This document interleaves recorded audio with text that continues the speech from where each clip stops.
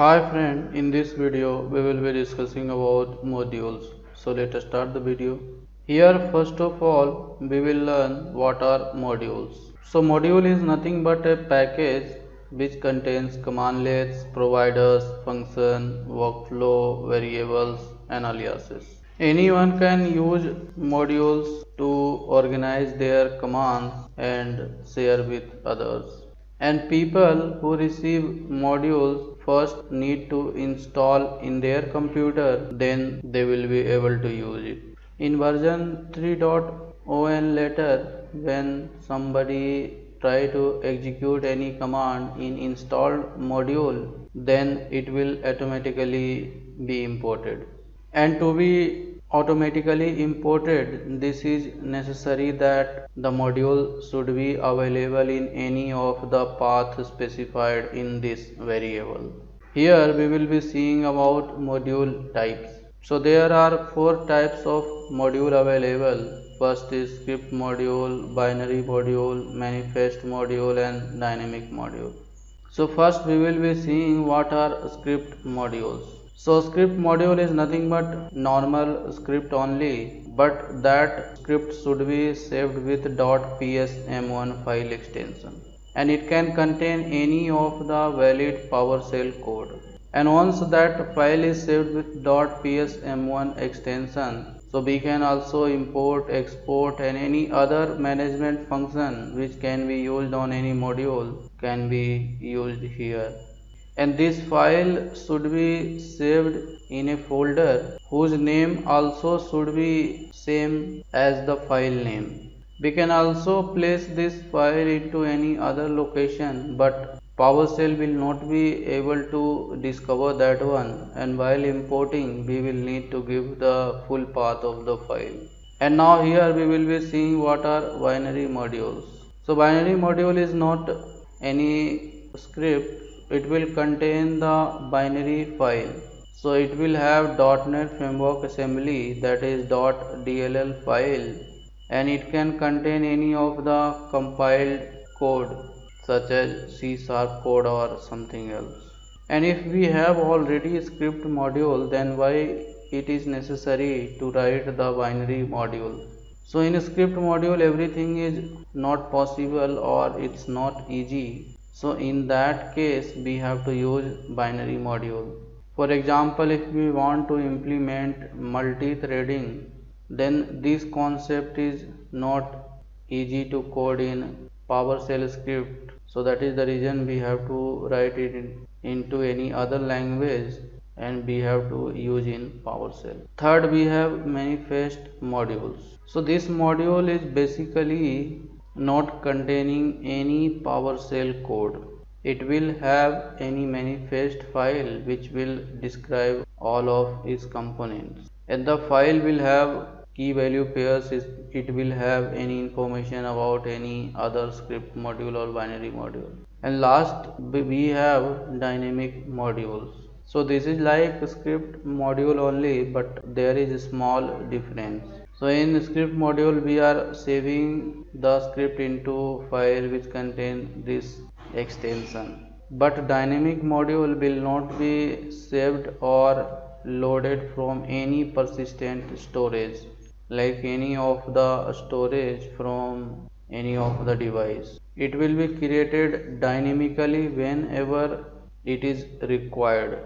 So we have to use new module commandlet whenever we want to create any dynamic module.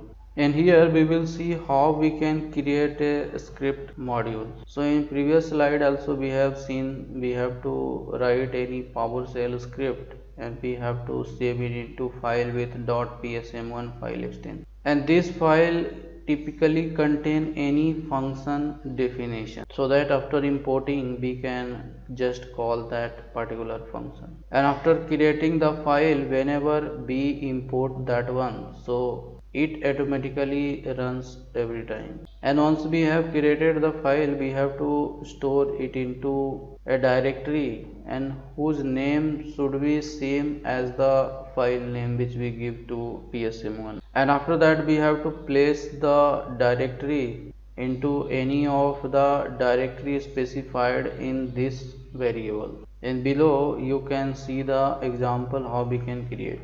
So first of all we have to write any function and we have to place that function into any of the file with .psm1 file extension.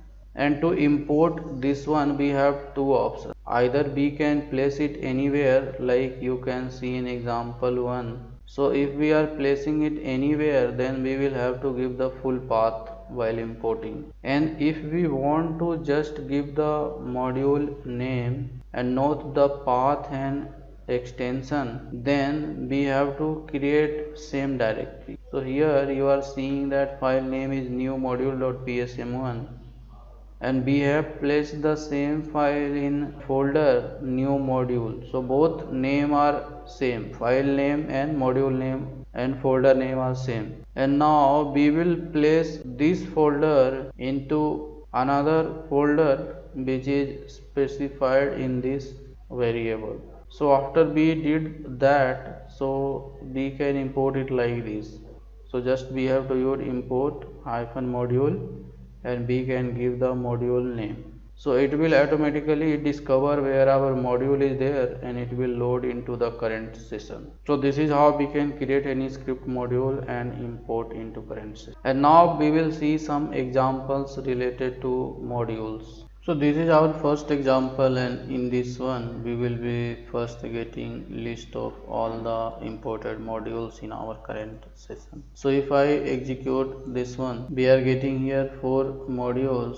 So these all modules are already have been imported in our current session. And now if I want to get all the modules which are available and which can be imported, then we have to use this parameter hyphen list available. So if I execute this one, so you will see it here that we have got a lot of modules. So these modules are not imported, but we can import these modules. For example, if I want to import this module with transfer, then we can use this command. We have to use import hyphen module and we have to give the name of the module. So if I execute this line, so it has been imported in the current session. So if I want to verify, I will execute this commandlet, and this time you will be seeing that with transfer is there in the list. And once we have imported any module and we want to remove that one from current session, then we have to use this commandlet called remove hyphen module, and we have to give the name of the module. So if I execute this line, so this module got removed from the current session. So if I want to verify, again I will run this commandlet, and this time you will see we are getting the output how it was previous. And now if I want to check all the module paths where we can place any of the script or binary or manifest module, then we have to execute this line. So that is $env colon and ps module path. So it will contain all 3 paths and which will have separated by semicolon. So if I want all those to be printed in new line, then we have to split with semicolon. So likewise we have got here 3 paths. So first path is users home directory, and after that we have documents and Windows PowerShell, and we have modules. So under this path we can place any of the module. And next we have is C program files and Windows PowerShell and modules. So we can also place any module here. And last we have is C Windows System 32, Windows PowerShell v1.0 and modules. So here also any of the module can be placed. And now if I want to know the module related to any of the commandlet, then we can use the commandlet, and after that we have to get the module name. So it will be printing the module name under which this command is there. So if I execute this line, so you will be seeing here we have got Microsoft.PowerShell.utility. So this is the basically module in which this commandlet is there. And now if I want to know the command for any particular module. So here we have this module and I want to know all the command in this module, then I will be executing it like this. So first of all we have to use get hyphen command, then we can give the parameter module and module name here.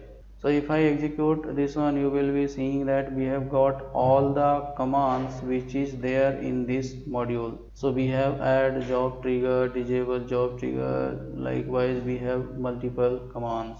And now if I want to get all the commands which has been imported, then we can execute this one. So if I execute this line, you will be seeing we have got a very huge list of commands. So these all are available in the current session. So these all have been imported from any of the modules which has been imported in the current session. So this is how we have seen here how to import module, how to remove imported module, how to check all the module paths, how to get the module for any of the commandlet, and how to specify any module while fetching the command. And we can also see all the commands in the current session. So now let's move to the next part of this topic.